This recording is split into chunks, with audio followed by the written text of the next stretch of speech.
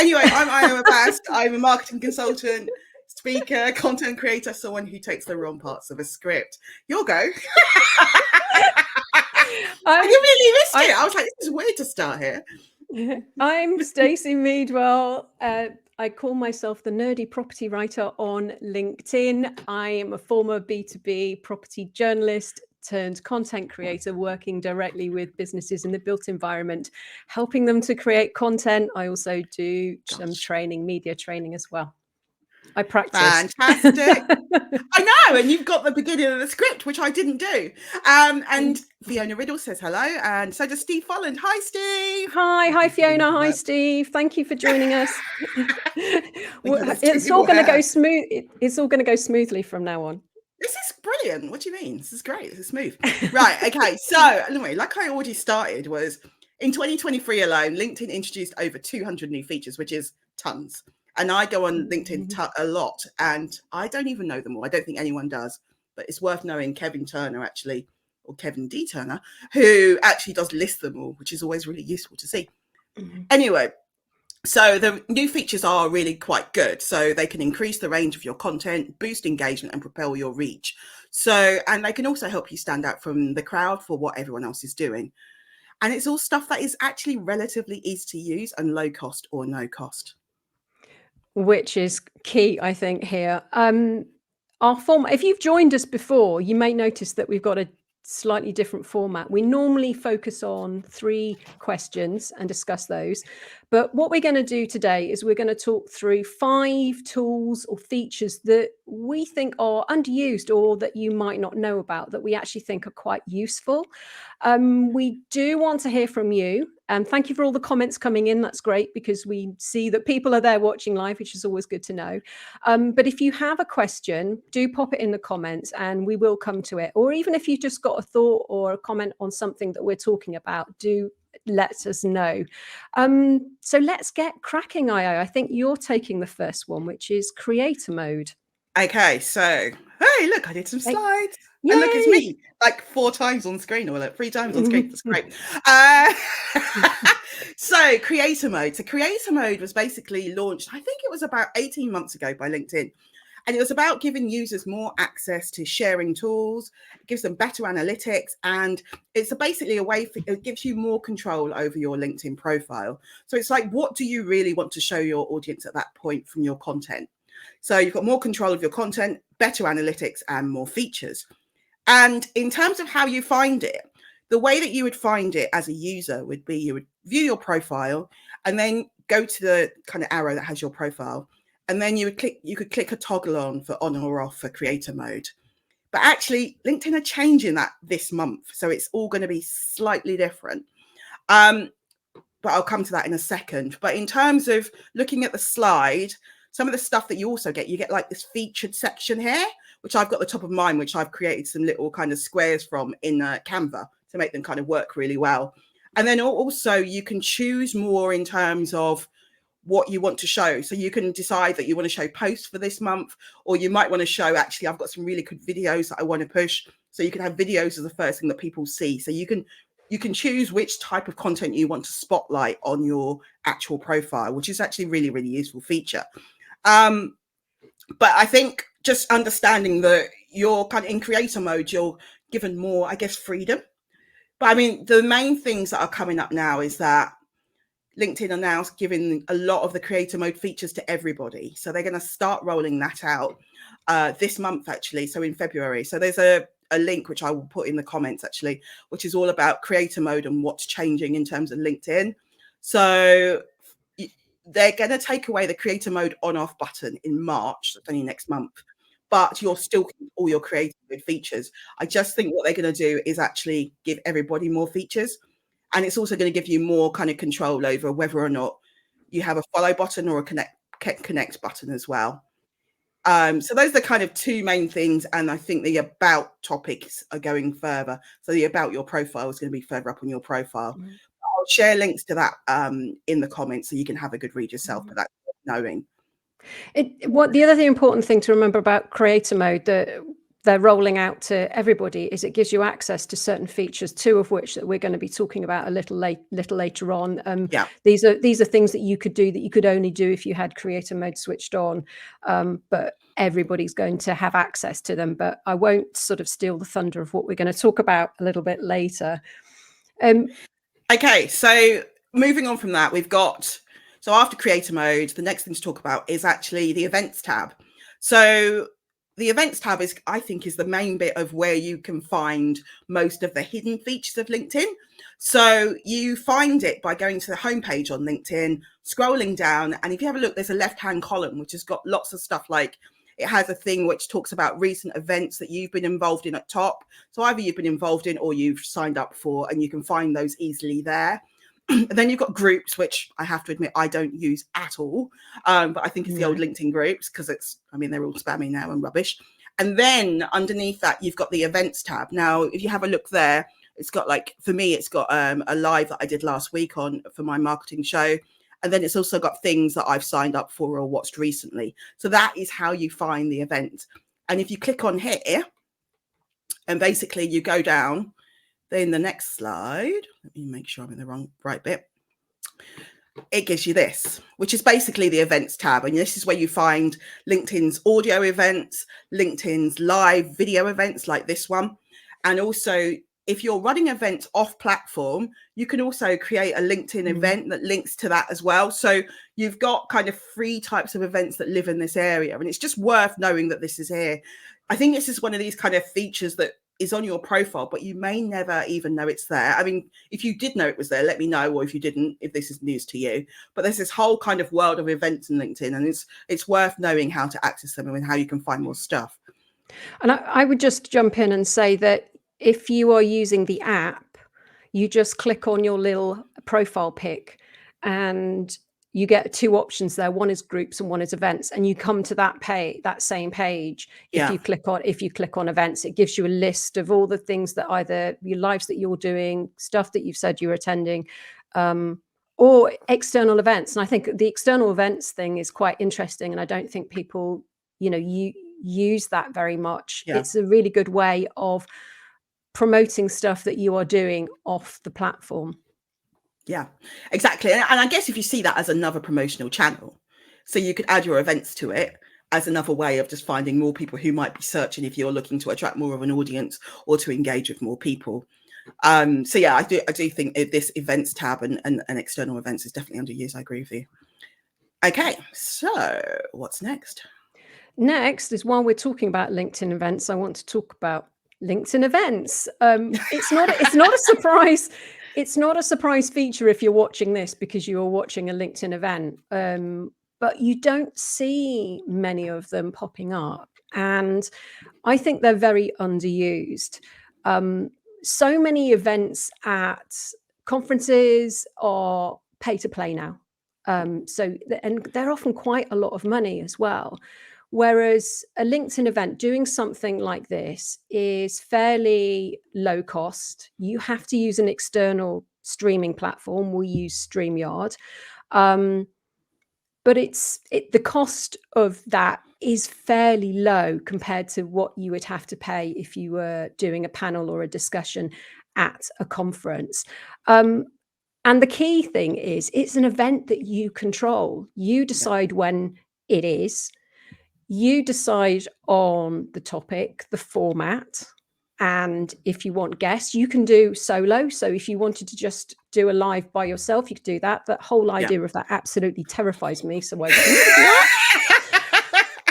So you could do like a co-host, like we do these together every month. Or you can have guests, and we have had guests. It might be you and a guest. You decide on the format. It's in your control to decide what you want to do. So you decide on the content, the time, and the format. And it's a great way, from a marketing point of view, it's a great way of engaging with people, because, as I say, you're all watching. You can comment. We can reply to your comments. It's a great way of having that interaction, and people watching you talking about things really helps build a connection. And when we've both had people come up to us and mention the lives that we do, that they've watched a live, they've seen us, and it breaks down those barriers. It's also a massive content generator. I'm a firm believer in don't just do one piece of content. Take that piece of content and make it into lots of different content. And this is a classic example. Not only are we streaming live here to LinkedIn, but we're also simultaneously streaming live to IO's YouTube channel. We could also stream live to an Instagram channel. We could stream in 3 different places. We could also stream live as a webinar, so people don't even have to go onto a social platform. So you can be in 4 places at once. So there is that. You can download the video. The video appears as a replay on LinkedIn, so it's there forever. You can download the video and put it. So I take the video and I put that on my YouTube channel. So it's appearing on 2 YouTube channels. But we also cut and splice it, take little clips that we use in social posts and smaller little snippets. You can download the audio and turn it into a podcast if you have a company podcast. You can run that audio through Otter and get a transcript and turn that into articles and blog posts. There are so many things that you can do. So it's you left anything at all. I could talk about other things. I have got so many ideas. But the point being is the time it doesn't take that long to set it up, does it, IO? I mean, no. Once you've sorted out the banner, we have a banner and all we have to do is change the title and the date on it each time. Once you've set that up and you've set up your description, it only takes 5 minutes to set it up. It's really, really easy. LinkedIn has a guide to LinkedIn Lives and how it's step by step. And I can put a link to that in the comments afterwards. But considering the amount of work that goes into it and all the stuff you can generate from it, it feels a bit like a no-brainer, and not many people are doing it. And you can stream from your company page. So if you've got a big following on your company page, you can stream from there, as well as from personal accounts. So I'm a bit of a fan. Well, obviously we do them, but I just think it's a really powerful marketing tool, I feel, anyway. Okay, Gavin Winbanks. Hi, Gavin. I know. Hi, Gavin.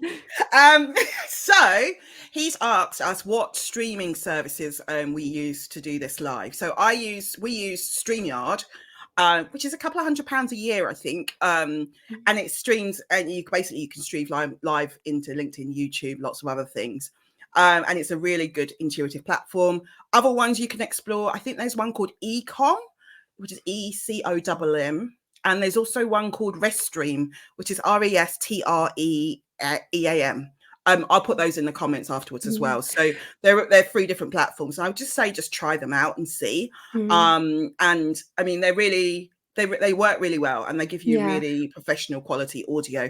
And actually the audio from this video, for example, I use in my podcast. So it is high quality audio and things like that. So I think it's finding one tool that works for you. But Ecamm, there you go. Steve Folland just said that.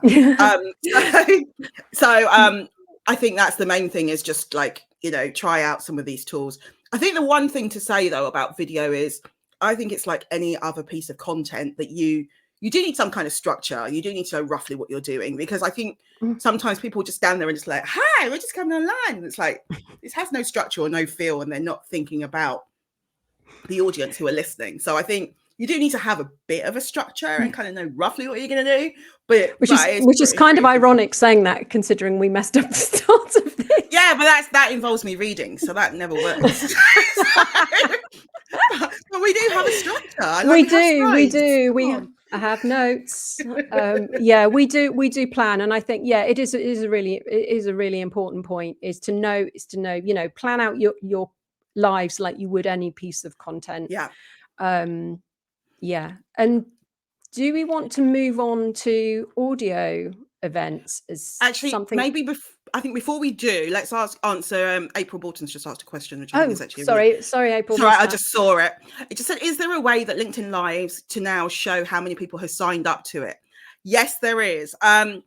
What you do is you have to go into the event on LinkedIn, and then if you click into the event itself and you click on manage, there is you can see who's there, who's there's a networking tab which shows you everybody that signed up for it. To see how, so you can see how many people have, I mean, we had like 52 or something, didn't we, today, right? 55, so we can we can see everybody's names and everyone who signed up. And there's a couple of things you can do as well through that manage tab, is that you can email every single person in that network, regardless of their first, second or third connections, if you go in via that manage tab. And then you can post event, for example, I tend to send out an email which sort of says, in case you didn't make it, i.e. if I don't see your name in the comments, because we can't always tell precisely who's watched, I send a quick email with the link to actually rewatch the live. So in case someone's missed it, they've got the link directly. So I think there's stuff like that you can look at and do. And then also in that manage tab, there's also some really good analytics as well. So you get to know watch times, key kind of people that have watched it, not people, but like their levels, their seniority, and some of the key firms as well. Because we look at that like in a couple of days later, don't we? And see, are they the right types of people we want watching and things like that. And the thing to remember is that because it lives on, it accumulates views. And, you know, sometimes we don't get a huge amount of people watching live. Sometimes it's difficult because people have got busy diaries and stuff to actually be there. But people will catch up and watch the replay, and it tells you how many minutes have been watched, how many people have watched the replay. So it's not something that's just just there for the moment. It's something that lives on the platform, and obviously on YouTube as well, because we're streaming there. And we've got a couple of lives, and you've got a blog as well, haven't you, about LinkedIn lives and how to get the most out of them. And I think we'll put some links to those in the comments. I've got a lot of comments and links to put in, but we'll do that at the end. Yes. But the other thing to kind of mention is sometimes when you first do that event post when you set it up on, say, StreamYard, and it pulls it through to LinkedIn, the reach can be really low. So you just have to be aware that you will have to do more stuff to get people to attend and know what's going on. So you're just making sure you're doing separate posts that link into it, and that you are inviting people directly as well. Because I think all of that just means that you get more visibility. So you really do have to push them a bit more and just be mindful that for some reason your awareness is diminished, isn't it? Yeah, I think basically what LinkedIn does is, because you're using an external platform to stream onto LinkedIn, it treats it like a web link, and LinkedIn doesn't like web links. But even though it's a LinkedIn event, it kills the reach. And we found actually inviting people is the best, actually sending out invites. And actually there's a bonus to that, because it's an opportunity to get into people's notifications by sending them DMs. Get into slide into their DMs. DMs but it's an opportunity. Well, I think it's more notification. You get a notification to say you've been invited, but it's an opportunity to kind of to send a notification to someone, invite people. So there's a bonus to that as well. Do you want to talk about audio specifically, Ayo? We have one more question, which I think we should probably just cover I'm missing off. the questions. Right. Pay attention, Miguel. It's another April question. So awesome. Thank you. Do you think it is better than Eventbrite? I think they're two completely different tools. I think Eventbrite's about signups, really, isn't it? And all of that. I wouldn't say that the LinkedIn stuff is anywhere near as good, to be honest, in terms of signups and capturing people. But, Eventbrite is a very different tool in terms of how I see it, and events and event management.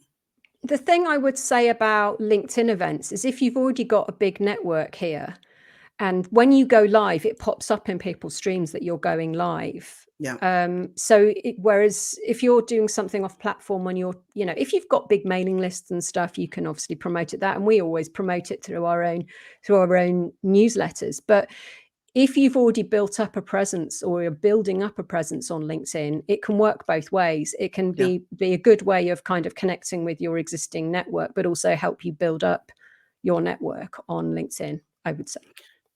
Network and LinkedIn. Yes. Yeah. So no, that's true. Anyway, so now we're going to also, the next kind of type of audio event that you can have is actually LinkedIn audio. So, which again, I don't think many people know about. No. It's basically, I guess it's like LinkedIn's version of Clubhouse, if you remember back to like 2 years ago. Does anybody remember Clubhouse? When it was cool, and everyone was like, if you haven't got an iPhone, you can't get on. And I was like, I don't have an iPhone, sorry. And then when they brought it out to Android, It was too late, wasn't it? Mm. So it's basically that. So it's audio events. And what's interesting about that is that, I mean, when it first came out, LinkedIn had so many gremlins and people didn't have volume, and the volume was really bad and the audio was bad, but it's all been fixed and it works really, really well. And if anything, they seem to be pushing it algorithm wise. So there's a huge opportunity there to kind of build up a following audio wise. And again, I think it's about having that structure, knowing what you're doing. You know, you can have your set speakers who are your main people at the top table or panel or whatever, and then you can pull people from the audience or whatever, or manage it in the way that works for you. But just having that structure again.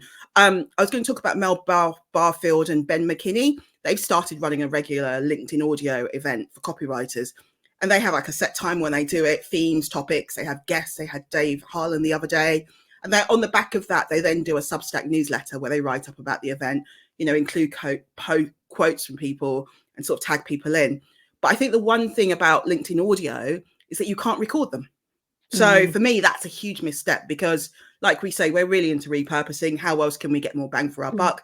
And let's be honest, people are busy, can't always make certain times. So I think that's the one kind of area where I'm like, add in a recording feature. It will make it so much easier. So I think that's the one bit where that kind of falls down, and which is why I haven't really tried it. But I guess some people are kind of doing their own thing and having kind of ways around it to record the audio and then use it in some way, shape, or form. There is a way. I've heard of people talking about there is a way that you can hack it so that you can get a recording, but maybe it's one that we should try at some point. We should give it a go, because neither of us have actually tried the audio. That's the one we haven't. And it's kind of like, I suppose it's sort of a more it's sort of like listening to a live podcast, I suppose, is the best way of describing it. And you know, if people want to ask a question, you can invite them, and they can actually verbally ask the question rather than type something in. But maybe we should give it a go. But as you say, the algorithm is really pushing it at the moment. I was going to say, there's a lady called to try. There's a lady called Liz Hamlet, actually, and she's running some masterclasses on running LinkedIn audio events, which I think she's charging like 20 quid for. And I think I've got a feeling, though, it's going to be a very similar thing to how you run a LinkedIn Live. You know, that just understanding how you manage it. But I think that's the main thing, is that just knowing that all of that is there for audio and give it a go. And I think you can build up good communities. So we do need to try one. We are going to try one, by the way. We will. You've heard it here first.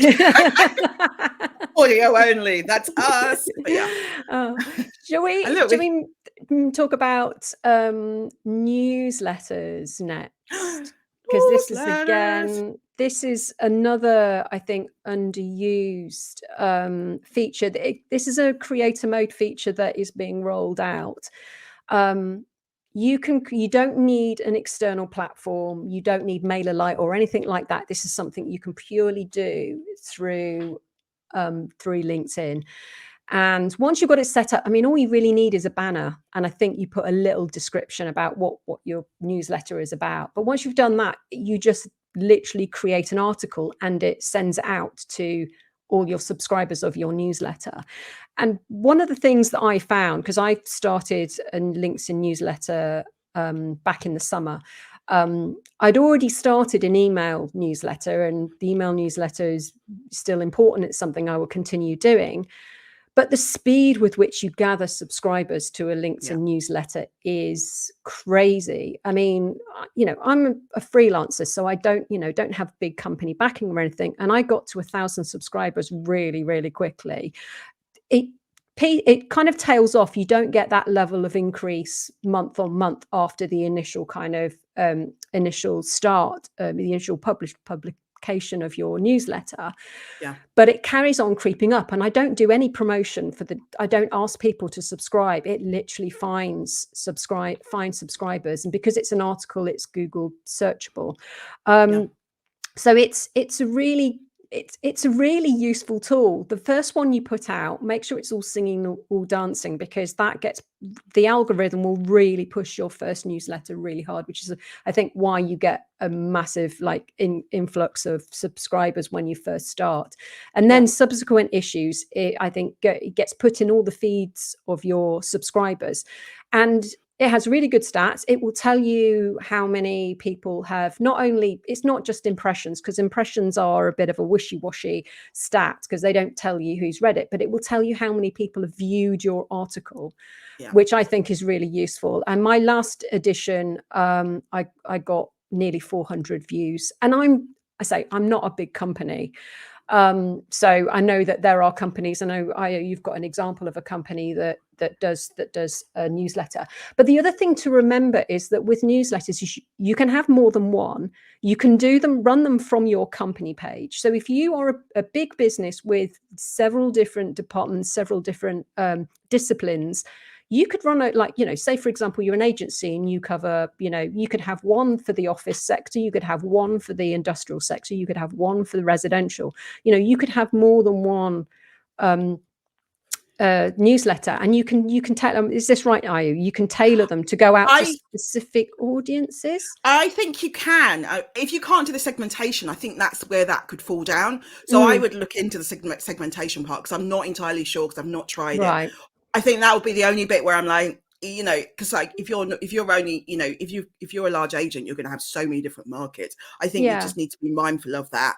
But at least, you can have, if there are certain themes that work across multiple segments of your audience, then great. But if not, and you can't segment as much, then maybe having that many different kind of specific newsletters might not work as well. But do you know what? That's the kind of thing you can try quite easily and see how it goes. But I just don't think people are maximizing their use of it. No. And also, I think, go on. Sorry, I was just going to say, it doesn't have to be loads of extra work either. I mean, spoiler alert, I don't actually create new content for my LinkedIn newsletter. I take the content from my email newsletter and I repurpose it for my LinkedIn newsletter. There are certain bits that are only on my email newsletter that are exclusive to the email newsletter, so that subscribers to that are getting something that nobody else gets. But I literally repurpose it. It's nothing I haven't already created. In fact, actually, my email newsletter goes out twice a month now, and what I do is I combine the two into one LinkedIn newsletter. But yeah, I think it's just you've got a captive audience. If you've got a big network, they're all there. And I think that to really emphasize the whole newsletter thing. So I think for my own kind of MailerLite newsletter, I have, say, 250 subscribers. For my LinkedIn newsletter, which is basically the snippets version, just a shortened version of that, which actually my virtual assistant mainly puts together for me as a draft. I go and do a minor edit. It takes me less than half an hour to do it. I've got 1,500 subscribers. So, it's a big difference. And also it's the same content. And I think you've just got to kind of sit there and go, I've done this piece of work. How else can I get it out to my audience? And I think the LinkedIn newsletters are really underutilized. And also, I think you've got the whole thing of loads of property firms and companies have already got their own newsletters. Why not have one on LinkedIn? It'll be really easy. I'm just going to talk about an example, which is actually Buro Happold. So Buro Happold, engineering firm, global engineering firm. They've got 200,000 subscribers to their company page, but they also do a monthly newsletter, which is basically a roundup of what happened the month before. Really easy, small 50-word snippets with a link to their kind of story on their main website. And it's just lots of little snippets of stories. They put that out once a month. They've got 66,000 signups for that newsletter. So can you imagine that? It just means everything they've posted or done in that previous month gets another hit, another kind of bite of the cherry, as it were. And yet it's just a way of kind of engaging and just giving yourself another chance to engage with your target audience. And it's a relatively simple thing to do, and it's free. So for me, there aren't that many firms actually doing this, and it's a huge opportunity. It's a missed opportunity. So yeah, that I thought was a really useful one to see. Yeah, it's great. We're both big advocates. And IO was trying to get me to do a LinkedIn newsletter for ages, and I resisted and resisted and resisted. And then, of course, I did one and went, oh, wow, this is amazing. Isn't this brilliant? Look how great this is. And I was like, told you. I think it's because you're like, oh, I don't want to do another thing, but you're like, actually, this It's is not. really easy to do. Yeah, It's not a huge amount of work for a hell of a lot of visibility. Yeah, So and it doesn't cost anything other than a bit of your time. yeah, I think is the other thing. We're going to go slightly over on our time for this one. I hope you don't mind and will indulge us. But our final one is actually link different types of posts that you have on LinkedIn. Io, exactly. do you want to go first? So yeah, someone has actually called me the Queen of Polls, which I think is a great name. Mm. I know, because I love doing polls. There was a time when polls were really doing amazingly well in the algorithm, and everyone was doing them, and that's kind of when I backed away. But now, not that many people are doing them, and I still love them. So now I'm back. So polls are great, and it's a way, I guess, of for me, I kind of think of it when I'm going for a personal conundrum of thinking, oh, what should I do here? Or a client's asks me a question. Quite often, I turn them into a poll. I keep it simple, so normally simple questions. And generally, it's a great way of having engagement, having conversations with people, and just kind of keep stuff relatively broad brush, because really it's about getting engagement and having conversations and starting something with different people. So, I mean, some of my recent polls have been, do you class yourself as an expert? Do you call yourself an influencer? How do you learn? What's your content priority? So it's all just little things like that. And some of those will link to maybe one of our lives or something that we're doing or trying to push. So polls, I think, are a kind of a good way of starting conversations, and they do still work. But yeah, don't do the ones about what did you have for breakfast? I hate those. Yeah, or coffee or tea? No, I mean keep it relevant. And the algorithm does push polls, so you can actually get quite good traction on a poll with not without too much effort. So they're definitely one, and it just mixes up your content, I think. Yeah. I was going to actually, because I noticed on there that on that one you've got other, please comment. And one of the things that I was going to suggest, sorry, Io, is don't put that as an option, because keep it so that people either have to choose something and then encourage them to comment if they don't see the option that they like. I've seen that would be my sneaky little tactic. Yeah, that's one thing. I mean, to be honest, my people still do comment, darling, so it works. Don't worry. I'm like, I know, I've heard that one before, but no, I still add it. There you go. Anyway, sorry. No, that's fine. Okay. Just ignore me. My idea's rubbish. No, I'm just challenging it. We don't have to agree on everything. No, absolutely. If it works for you, it works for you. So document post. Now I did a poll about and I mentioned document posts, and somebody commented that aren't those carousels. Now some people call them carousels, some people call them sliders. LinkedIn you call them sliders. I've never heard that. I've heard other people calling them sliders. I don't know what to call them. This is the thing. Okay. LinkedIn calls them document, and this is where you just open a post and it's got all the little options below. And if you click on document, it lets you basically upload slides. It's a PDF. You just upload a PDF. I don't know whether you can do it from, I imagine that it works from a PowerPoint and you convert that to a PDF and upload it that way. Or I use Canva and I create a load of Canva slides and I save it as a PDF and upload it. The reason why I think this is a good thing to do is it's like polls. It's a different type of content, and it's got good dwell because people click through from slide to slide to slide. So it tends to get pretty good impressions. My tip would be, don't put too much text on each slide. You see some where people have just put so much information on each slide. It's just too much. So keep it short and sweet. I mean, you could take, if you've done a thought leader and you've got 5 key points, make a point, make a slide for each point and make a document post that way. There are all sorts of different things that you can do, but they get really good engagement. It's just something different from doing a text post or a text and image post. And I just think layout wise for the slides, what you're saying about keeping the wording, like keeping the wording down so they're not too wordy, it's really, really important, especially because quite often people just scroll on their mobile phones. So think about having slides that work on a mobile phone. You try it, have a look, and then you realize actually your text is too small. So I think have that in mind, that especially me, like when I can't sleep, I might just be scrolling. So I know. So yeah, and then the final one we've got is kind of events, isn't it? Which we've already kind of covered quite a lot, and just making the most out of those events. Yeah. I mean, has anybody got any? We've already answered some questions. Has anybody got any questions before we finish up? Drop it in the comments now. You have a few. Speak now or forever hold your peace. If you do miss us before, if you do have something that you think about afterwards, just drop it in the comments, and we'll always come. We will come back to you. I mean, I suppose the other thing I was just going to mention is video. I mean, everyone bangs on about video, but video again is still.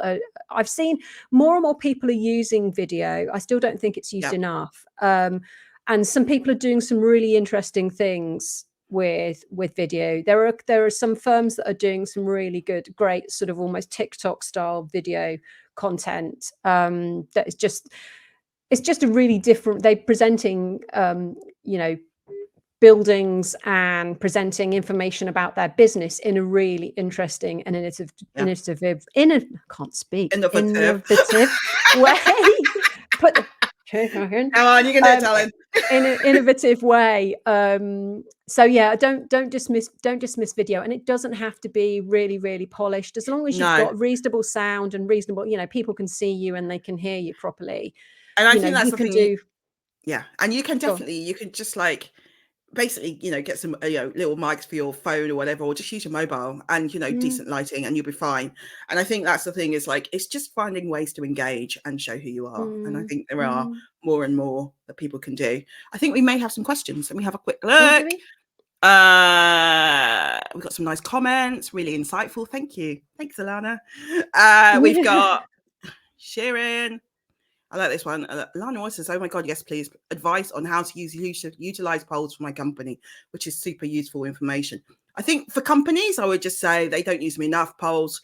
And if you can just ask questions. If you're about to put out a report on sustainability, ask a question around sustainability. And then you can trial that you've got a report coming out. So there's loads of things you can do. It's just, how can you ask questions? Yeah. What do you want to know? Yeah.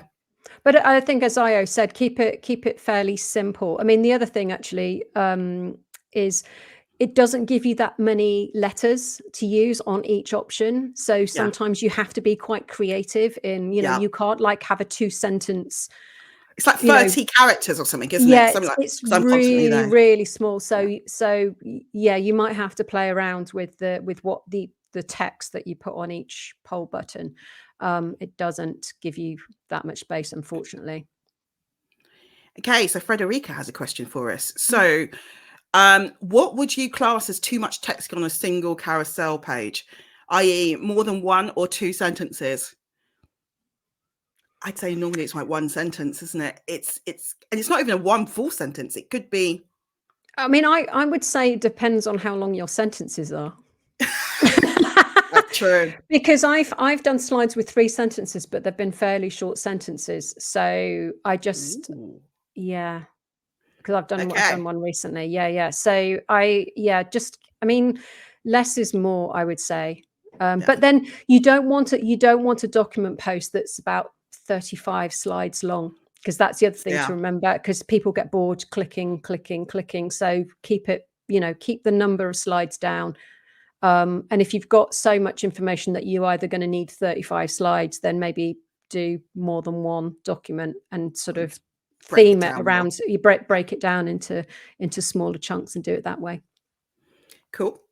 Fiona Riddle says, you said LinkedIn doesn't like links. Yeah, web links. It doesn't like LinkedIn. If you put a web link in a post, it won't get the same amount of reach as a post without a link. Sadly, that is true. But I mean, but then it's interesting, because some people are kind of like saying, well, I put my links in anyway because I need them. And you know what I mean? I think it's what your goal is. Yeah. And yeah, I mean, I still put links and stuff. I'm kind of like, Mm, I think more about the user experience and like not having to click mm. through and find stuff. So for me, I mean, from LinkedIn's perspective, they want to keep people on the platform. They don't want you sending people off to your website or somewhere else. So that's I don't know this for sure, but I imagine that's why they don't they curb the reach of posts that have got a web link in. But yeah, test it. If you do post without a link and do post with, then I'm sure you'll see a difference. But it's always been that way. There are various hacks that I'm not sure whether any of them work. Some people say publish a post and then go back in and edit and add the link. Some people say yeah, put it in the comments, but there are issues and problems with all of those. But as Io says, sometimes you've do what you need to do, Gav. you just got to do it. I mean, I like to promote, I promote my email newsletter. And so, yeah, that's always going to have a link in it. And those posts never do as well. Any events, when we do posts about these LinkedIn lives, they never do as well as a post without, because it's classified as a web link, unfortunately. So yeah, we've got lots of people saying thank you so much. This has been brilliant, very nice. And Alana's kind of asked a question about the links in posts, which you kind of answered. So I think we've already done that. Lorraine said, just think about more and more videos are presented in portrait mode like Insta now. Yeah, that's an interesting trend. I don't know, does it work as well in LinkedIn? I'm not sure. But then sometimes I'm like, sometimes it kind of just stands out from other stuff. So why not? So there are rumors that they're going to bring their stories equivalent back again. Because remember when they launched, like Instagram stories and Facebook stories, LinkedIn did their own version of that for a while and then got rid of it. And there are lots of rumors that they're bringing that back. And obviously that's where the portrait will come in, I imagine. Hopefully, because that was actually quite fun. Yeah. And although it's interesting, I saw something recently, the TikTok are starting to push landscape videos, which it's, it's everyone's kind of. I wish they would just all have one format that worked across all of them. Sadly, it's about shareholders and getting dwell time, isn't it? So that's what they're all driven by. So there's nothing else we can do. Right. No. Okay. We have no more questions. So yeah. Thank you so much if you watched live. Thank you if you're watching the replay. Do put say hello in the comments and put #replay so you're watching the replay. Really appreciate all the comments and questions. And we are going to be back on the 22nd of March. I didn't double check that date. I think it's the 22nd. Something like that. March. It's not the third week. Yeah. No, it's the week. It's the Friday after MIPIM. That's the way we think about it. So yeah, we'll be back then. We haven't decided on a topic yet. So if you have any ideas of what you would like us to talk about, then drop us put it in the comments or drop us a DM. And if you don't already follow or you're not already connected, then please do connect, follow. Be great to have you along. Awesome. Brilliant. And thanks so much for joining us. And yeah, we look forward to seeing you soon. Take care. Bye. Bye.